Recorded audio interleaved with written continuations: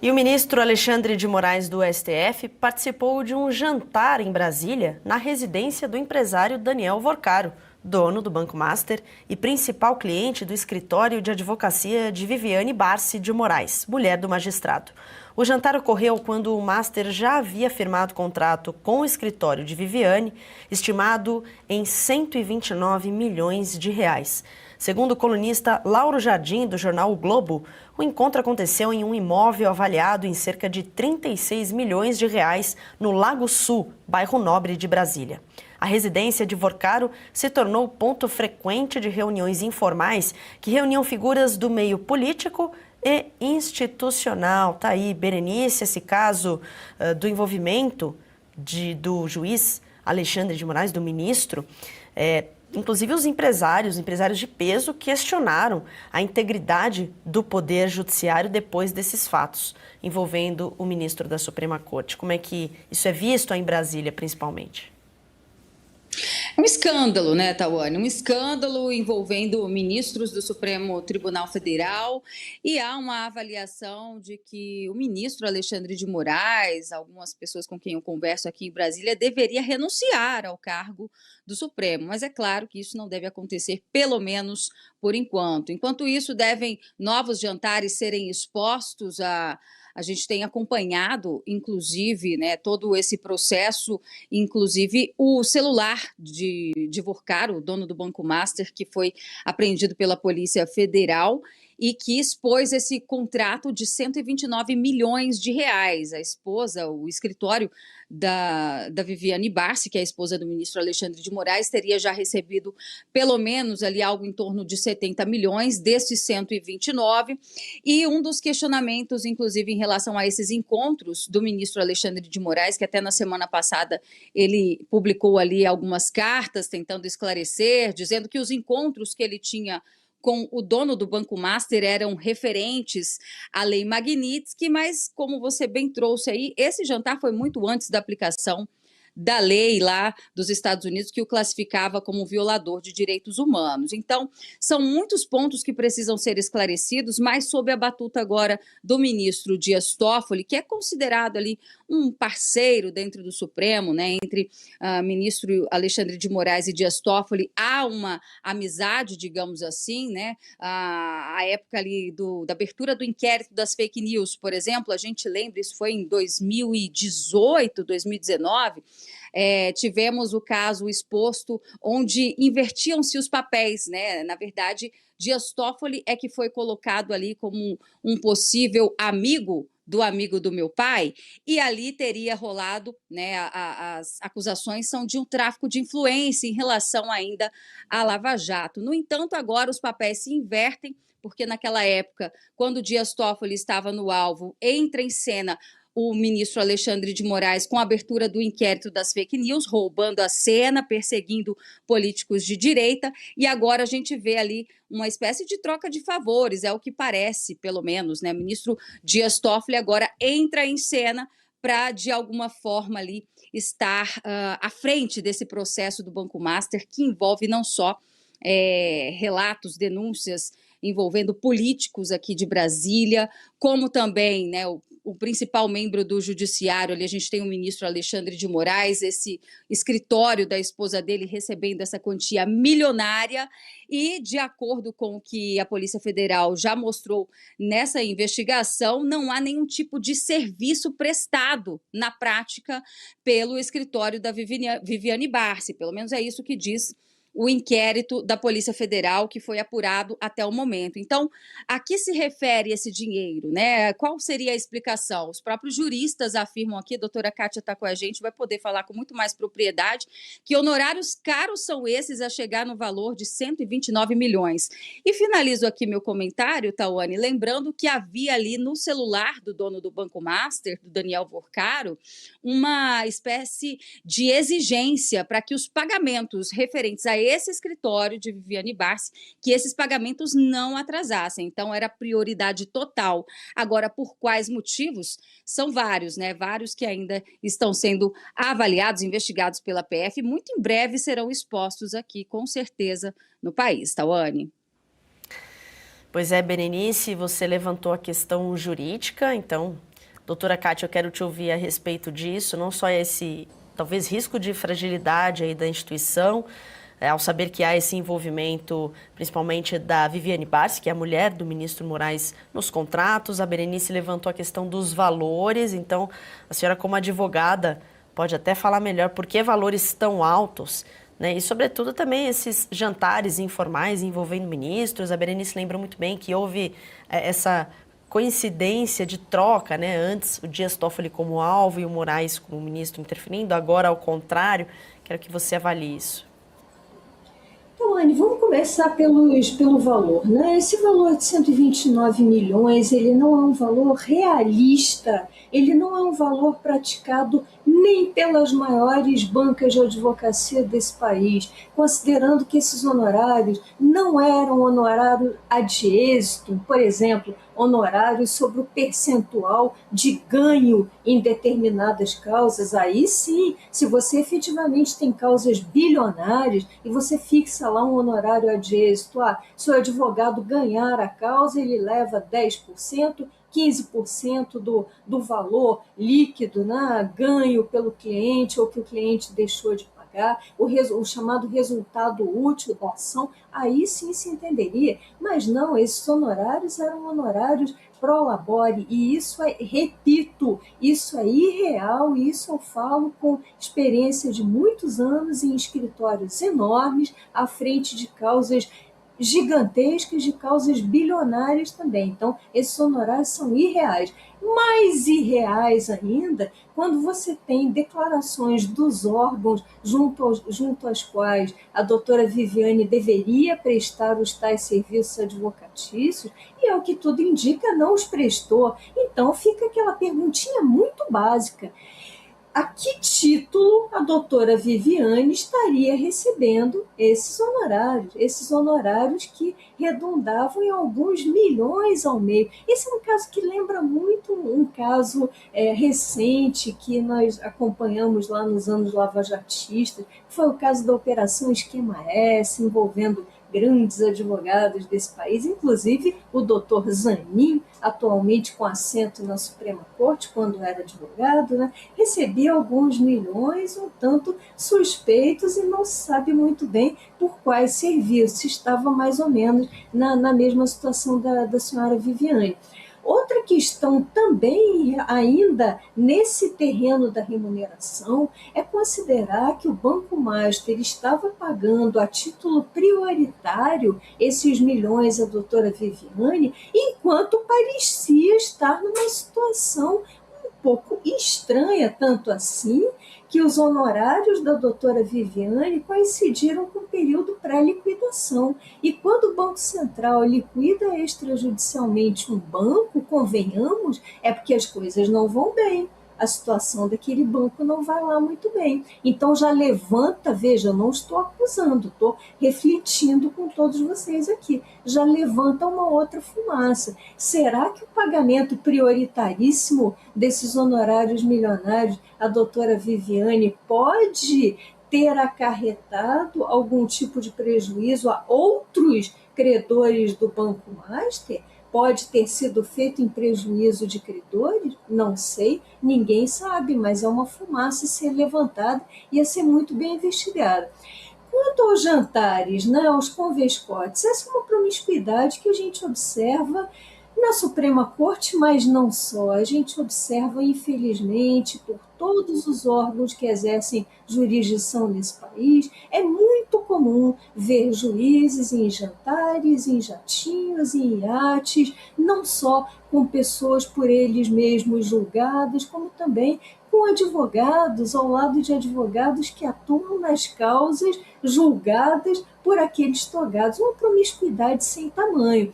E aí eu coloco para a nossa audiência um dado técnico, que é o seguinte: o Estatuto da OAB, no seu artigo 34, ele elenca como infração disciplinar, olha só, olha quanta hipocrisia, infração disciplinar a conduta do advogado que capta, que angaria clientela, que faz uma publicidade mais extensiva dos seus serviços, ou seja, que se anuncia diretamente, que vai até os clientes, uma prática que deveria ser lícita, mas a OAB tem pruridos, né? Coloca como infração lá a captação de clientela. E aí eu pergunto a todos os nossos espectadores aqui, pode haver infração mais grave, pode haver captação de clientela mais nítida e menos honesta do que alguém que angaria um cliente muito coincidentemente, após seu marido ser nomeado ao Supremo Tribunal Federal, pode haver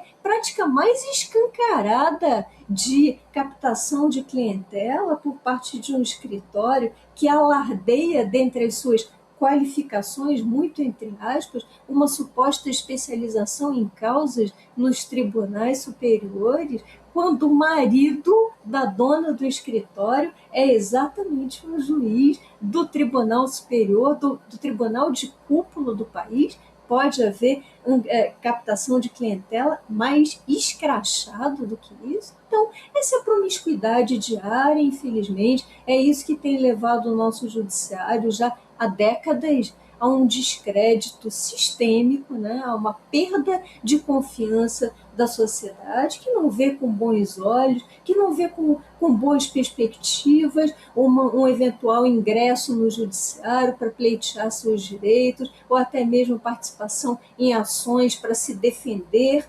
contra direitos de terceiros, contra pretensões de terceiros. Essa é a cara do nosso judiciário, um judiciário extremamente moroso, o judiciário mais caro do mundo e talvez um dos mais promíscuos e ineficientes. Foi a esse ponto que nós chegamos. A questão judiciária é crucial, crucial para que esse país retome o mínimo de seriedade, para que esse país pretenda voltar a crescer, para que esse país pretenda voltar a ser regido pelas normas do Estado de Direito. Bom, acho que a gente já está aqui com o Anderson Scardoelli, também para comentar esse assunto. Anderson, a gente também tem a informação de que os empresários chegaram até a criar um código de conduta para o Supremo Tribunal Federal por meio de um manifesto, para que os juízes, segundo eles, ajam de forma adequada. Então, precisou aí até de uma manifestação do setor empresarial nesse caso também. É difícil, né, Tawane? Porque se tem uma coisa que nós, né, eu posso falar nós aí como fazendo parte, nós da Revista Oeste sempre denunciamos esses exageros, digamos assim, relacionados ao Supremo Tribunal Federal. A impressão que eu tenho é que, por mais que a gente fale, por mais que outros veículos parecem, né, que descobriram agora ali que tem coisas estranhas, digamos assim, envolvendo o ministro Alexandre de Moraes, mas a sensação que dá é que parece que eles podem tudo, né? Eu, pelo menos assim, não conheço nenhuma outra advogada ou um advogado que receba um contrato ali de quase 130 milhões de reais para cuidar de um único cliente. E foi esse valor, né? 129 milhões é o valor do contrato da advogada Viviane Barsi de Moraes com o Banco Master. Viviane Barsi de Moraes, que é, por acaso, mulher do ministro Alexandre de Moraes. Então, não sei se agora a advocacia, se outros juízes, se até mesmo outros ministros do Supremo Tribunal vão, digamos assim, né, Tawane, acordar para a situação do ministro Alexandre de Moraes. Eu admito que às vezes eu nem tenho muita esperança, porque até um relato aqui, né? Eu imaginava que teria uma pressão ali de entidades, das autoridades legais, digamos assim, de pressionar o ministro Alexandre de Moraes quando foi revelado que o ministro Alexandre de Moraes teria pedido para um de seus auxiliares, ali, envolvendo até o perito Eduardo Talhaferro, à época trabalhando para o Tribunal Superior Eleitoral, que essa equipe usasse a criatividade para encontrar algo que pudesse vir a prejudicar a Revista Oeste. Para a infelicidade do ministro e de seus assessores, o Talhaferro encontrou o que a Revista Oeste faz: apenas jornalismo. Bom, e o senador Magno Malta pediu a suspensão do recesso parlamentar para que o Congresso possa apurar as denúncias envolvendo o STF e o Banco Master. O pedido foi encaminhado na última sexta-feira ao presidente do Congresso, Davi Alcolumbre, por meio de ofício. No documento, Magno Malta afirma agir com base no dever constitucional de fiscalização e na preservação da credibilidade das instituições da República. Berenice, você acredita que haverá uma suspensão do recesso parlamentar para que o Congresso analise essas denúncias que envolvem o Supremo e o Banco Master? Olha, sendo muito direta, Tawane, acredito que isso não vai acontecer. A gente percebe o esforço da oposição em trazer visibilidade para esse caso que realmente merece relevância, merece que seja martelado dia sim e outro também. E o Senado Federal, nesse momento, temos ali Davi Alcolumbre como presidente da Casa Revisora. No entanto, ele teve acesso ao sigilo, né, que teria sido aberto ali para o presidente da Casa Legislativa. No entanto, esse sigilo foi recolhido também pelo ministro Dias Toffoli e daí nada aconteceu, né? A gente tem informações, inclusive, de que uma pessoa muito próxima a Davi Alcolumbre teria ali feito um aporte financeiro no valor de 400 milhões de reais no Banco Master, ou seja, haveria ali interesses também dentro dessa instituição financeira que foi liquidada. E logo após ali o presidente Davi Alcolumbre ter acesso a todo o inquérito, certamente viu ali o nome de seu colega, né, de seu amigo, pessoa próxima dele nesse inquérito, nada fez, pelo menos é isso que nós vimos, né? O ministro Dias Toffoli deu a ele a chance de conhecer o inquérito e depois falou, olha, vamos manter em sigilo, e assim ficou acordado, né? Mantém-se o sigilo, então, dentro desse inquérito envolvendo o Banco Master.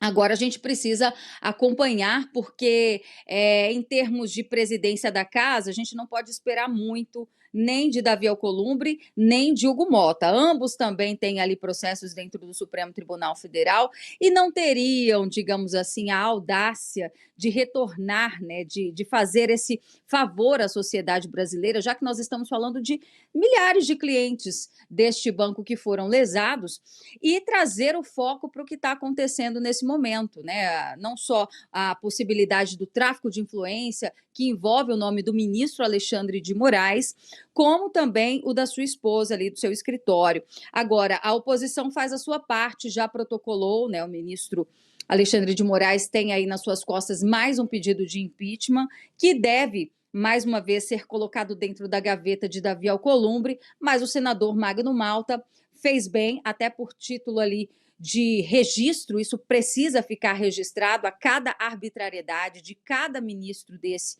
que comete em âmbitos diferentes. Agora, no sistema financeiro, ao que tudo indica, tivemos, né, essa interferência, essas reuniões que ainda não foram explicadas e comprovadas, né, qual foi a finalidade desses encontros com o dono do Banco Master, e o líder da oposição na Câmara dos Deputados, que, como eu disse, agora é o deputado Cabo Gilberto Silva, também intensifica essa pressão para o retorno das atividades legislativas. Mas janeiro é sempre um mês muito morto aqui no Congresso Nacional, né? Os parlamentares não estão em Brasília, fazem esses protocolos de pedidos de impeachment, mas só devem ser, de fato, registrados a partir do momento que as atividades retornam, e isso só deve acontecer mesmo em fevereiro, Tawane.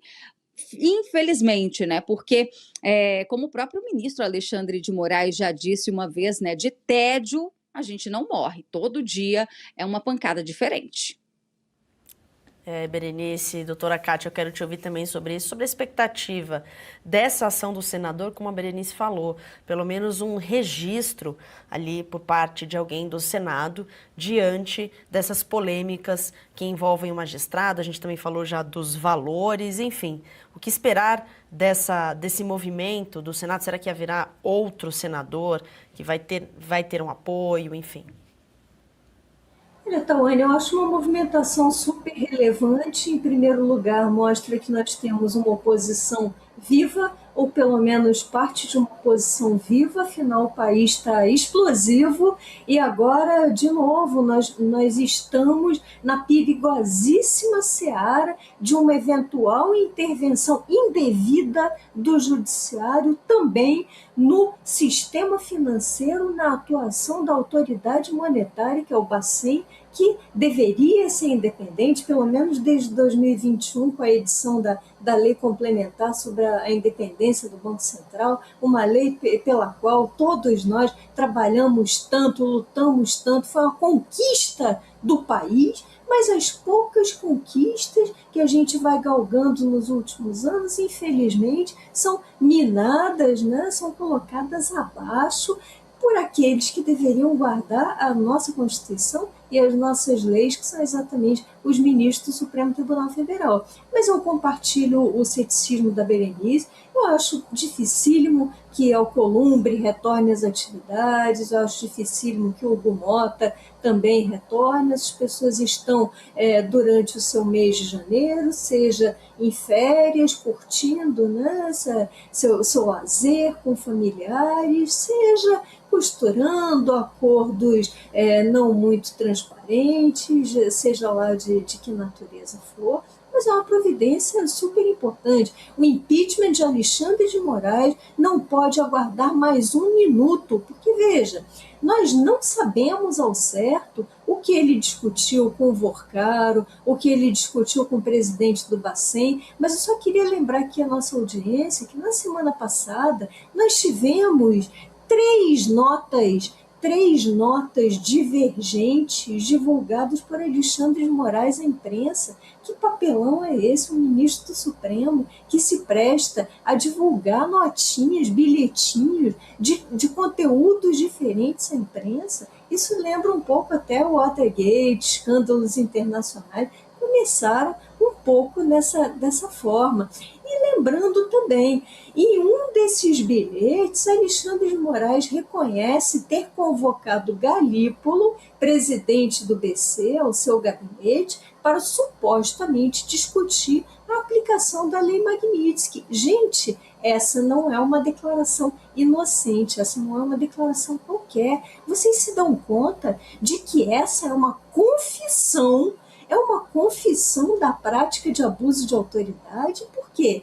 Não é porque eu estou dizendo, não. É porque a lei de abuso de autoridade tem lá um artigo que fala expressamente que a autoridade, no caso Alexandre de Moraes, não pode exigir de outrem informações ou a tomada de providências fora do devido processo legal. E como todos nós sabemos, Alexandre de Moraes não poderia ter nem pedido informação, ainda que ele tivesse discutido apenas a aplicação da Lei Magnitsky, estou dando benefício da dúvida a Alexandre de Moraes, ainda assim ele não poderia ter chamado a autoridade monetária para discutir a aplicação de uma lei americana, para discutir a aplicação de uma lei contra ele mesmo, Alexandre de Moraes. Aliás, ele sequer poderia ter saído da sua inércia, do seu dever constitucional de inércia do judiciário para provocar, para chamar um presidente de um banco central ou seu gabinete, tudo fora dos autos, fora da transparência dos processos, fora do devido processo legal, para exigir satisfações, tomar informações. Isso é abuso de autoridade. Crasso, confessado por ele, não é fake news. Está lá na nota, é só saber ler a nota e saber ler o artigo 33 da Lei de Abuso de Autoridade. Então, as providências do Senado teriam que ser prementes. O Brasil não pode mais conviver com essa série de abusos. Ninguém aguenta tanta insegurança jurídica, ninguém aguenta a perspectiva concreta de ser preso por crime de opinião, ninguém aguenta a perspectiva concreta de um judiciário agora tentando intervir no sistema financeiro, ninguém aguenta viver com as suas liberdades penduradas na mão dos caprichos desses 10 poder de toga. Essas providências do legislativo seriam para ontem agora. Acho muito difícil que com as lideranças legislativas que nós temos, que saia alguma coisa efetiva, muito menos no mês de janeiro. Mas vamos esperar e vamos seguir pressionando, inclusive aqui. E seguindo ainda sobre esse assunto, o número de processos sob responsabilidade da advogada Viviane Barsi de Moraes no STF e no STJ aumentou 5 vezes mais desde que seu marido, Alexandre de Moraes, assumiu como ministro do STF em março de 2017. As ações nessas cortes, conduzidas pela mulher de Moraes, saltaram de 27 para 152. O STF é responsável pelo julgamento de questões constitucionais, enquanto o STJ atua como principal instância de revisão das decisões da Justiça Comum, centralizando os recursos cíveis e empresariais. O perfil da clientela de Viviane inclui empresas e grupos de diferentes setores. Os ganhos dos escritórios que atuam em tribunais superiores costumam ser elevados, já que os honorários são calculados sobre o valor da causa em caso de vitória. Antes de chamar os nossos comentaristas, eu gostaria de ressaltar que esse é o assunto da enquete de hoje, na nossa live aqui no YouTube, a atuação da mulher de Moraes crescer 5 vezes no STF e STJ mostra que nepotismo virou regra no judiciário, Moraes age como ditador da toga, Brasil segue refém de privilégios ou todas as opções anteriores. Então é só votar aqui na nossa enquete no canal do YouTube. Aproveite e dê o seu like também, compartilha a nossa transmissão. É muito importante para nós mostrar aí as notícias principais nessa última semana de 2025. Eu quero chamar a Berenice para falar sobre isso, né? Afinal de contas, houve esse aumento evidente, Berenice. Então, será que o STF deveria adotar aí um protocolo mais transparente para essas situações que envolvam familiares diretos de ministros atuando nesses tribunais superiores, justamente até para proteger a credibilidade da corte? Pois é, Tawane, mas na opinião de muitos ministros ali do Supremo Tribunal Federal, investigar a Suprema Corte é que descredibiliza, porque eles acreditam serem ali intocáveis, né? Jamais fariam isso. Vocês acreditam que isso pode acontecer de fato? Isso é um escárnio, né? Essa participação de escritórios de advocacia, de pessoas tão próximas, a exemplo da cônjuge ou de filhos de ministros do Supremo, a exemplo do próprio Barroso, que saiu agora, né, que pediu aposentadoria. Isso não acontece de hoje, vem de muitos anos, né? Vamos lembrar aqui que lá em 2018, 2019, a Receita Federal chegou a investigar, auditores da Receita Federal investigaram, pediram informações para esses escritórios de familiares, né, pessoas muito próximas ligadas a ministros do STF, nome do ministro Gilmar Mendes, inclusive, envolvido nessa investigação, entre outros magistrados. E em 2019, o que aconteceu? O que vem acontecendo sempre que eles se tornam alvos, eles vão lá e colocam quem está investigando na mira da investigação. Invertem os papéis. À época, em 2019, o ministro Alexandre de Moraes simplesmente mandou arquivar ali, suspender as investigações contra esses escritórios vinculados ali, esses escritórios diretamente ligados, parentes ali a ministros do Supremo, sob a alegação de que era fake news, né, de que era simplesmente ali uma forma de descredibilizar as instituições. Isso não pode acontecer, né? Não dá para vincular o CPF a uma instituição, até porque nós estamos falando de pessoas humanas que estão, sim, sujeitas a falhas e não são supremas e intocáveis. Infelizmente, à época, esses auditores da Receita Federal foram perseguidos, afastados de seus cargos. Isso lembra vocês, num passado muito recente, do que vem acontecendo no nosso país? Só mudou o enredo, mas já vinha acontecendo desde 2019. E justamente por causa disso, né, desse enriquecimento muito rápido por parte desses escritórios, que arcam ali com honorários caríssimos, processos que vão para a última instância e que, de alguma forma, isso pode ser considerado, a partir do momento que da causa ganha, um tráfico de influência. Então, assim, é algo que já vem acontecendo há muito tempo no nosso país. O diretor, o presidente do Banco Master, não fez esses jantares e patrocinou eventos do Supremo, não só aqui no Brasil como fora, à toa, né? Tudo tem um motivo, tudo tem um interesse. aqui em Brasília. São justamente nesses jantares e almoços que os acordos são firmados.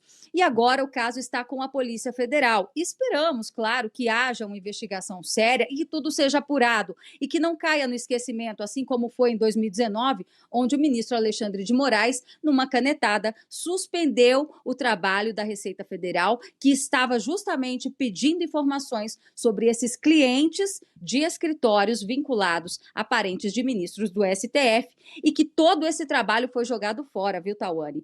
Finalizo aqui meu comentário lembrando que um desses auditores fiscais da Receita Federal, inclusive, morreu de Covid-19, ou seja, fez um trabalho sério, mas morreu sem ver o resultado. Lamentável, viu?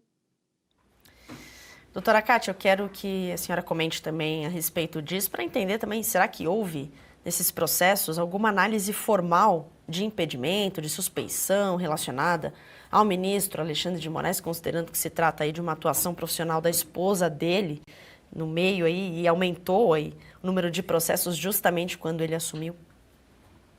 Então, Anne, é triste para uma advogada como eu ter que reconhecer isso, mas os institutos do impedimento e da suspeição foram aniquilados nesse país e aniquilados pela caneta do Supremo Tribunal Federal, que se permite julgar esposa, aliás, se permite oficialmente proceder a esses julgamentos, pelo menos desde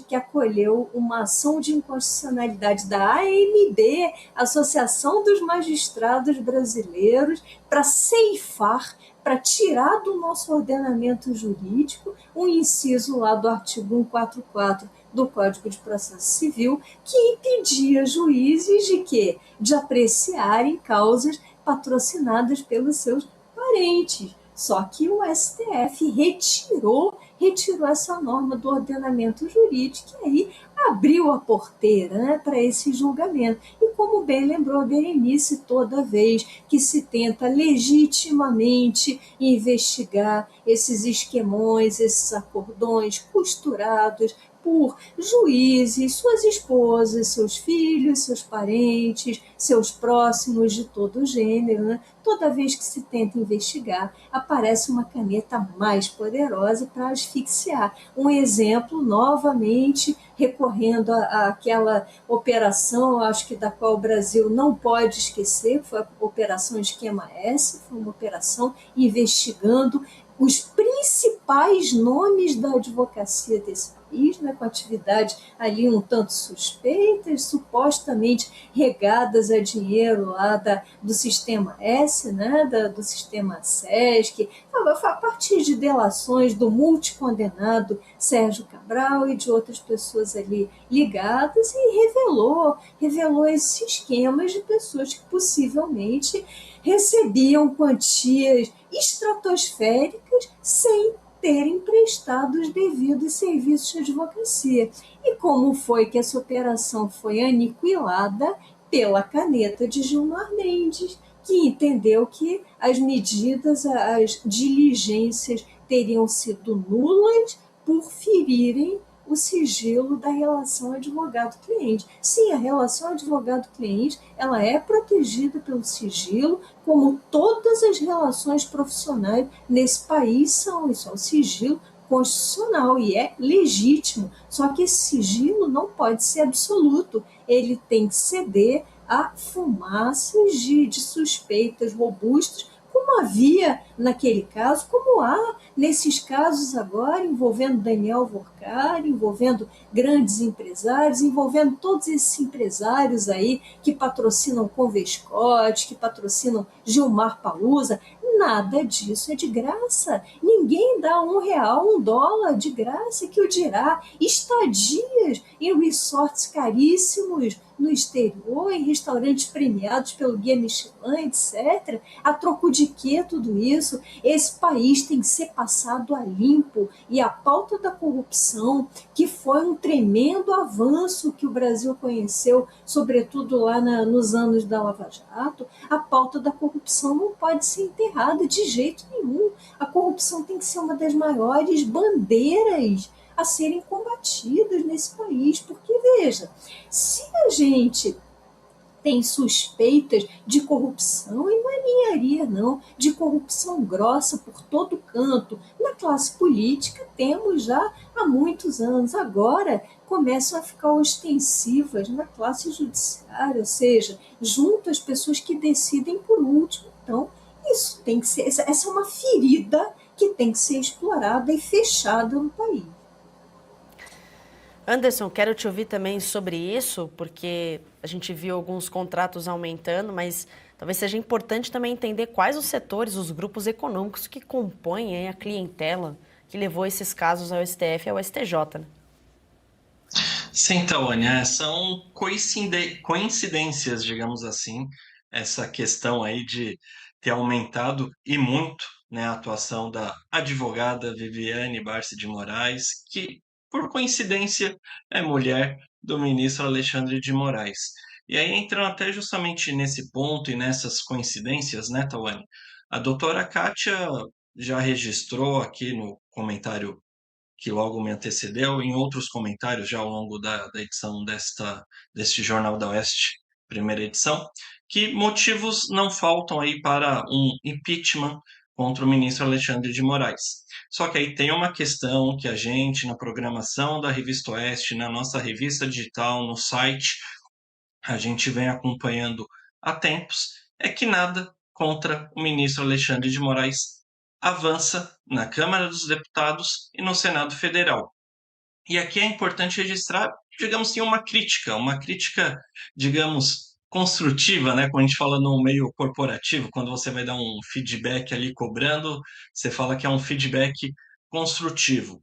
Então fica um feedback aqui, Tawane, construtivo para a oposição ao governo Lula, que, né, governa o país aí em sim, claro, apoio do Supremo Tribunal Federal.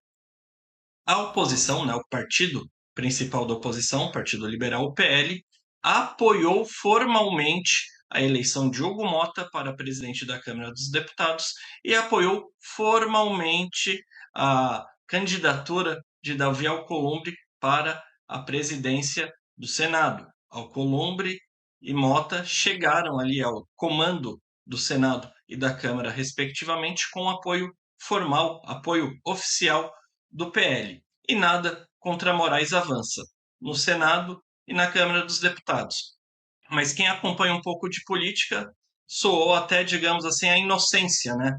O PL acreditar tão cegamente em Davi Alcolumbre, em Hugo Mota, né? Que a gente acompanhando, novamente aí registra aí a Revista Oeste, o nosso site, já vinha acompanhando que tanto Davi Alcolumbre e principalmente Hugo Mota prometeram coisas distintas para o PT e para o PL. É sabido que Hugo Mota prometeu ao PT que a anistia não avançaria na Câmara e prometeu ao PL que sim, a anistia avançaria na Câmara. O que temos aí que foi aprovado na Câmara, agora está nas mãos do Senado, a questão da dosimetria. Não é uma anistia, né? Mas o PL, principal partido de oposição, confiou em Hugo Mota e Davi Alcolumbre. O resultado é isso, né? As coincidências envolvendo o escritório da advogada Viviane Barsi de Moraes e o ministro Alexandre de Moraes atuando sem trava alguma. Esse é o Brasil, esse é o Congresso Nacional do nosso país, Tawane.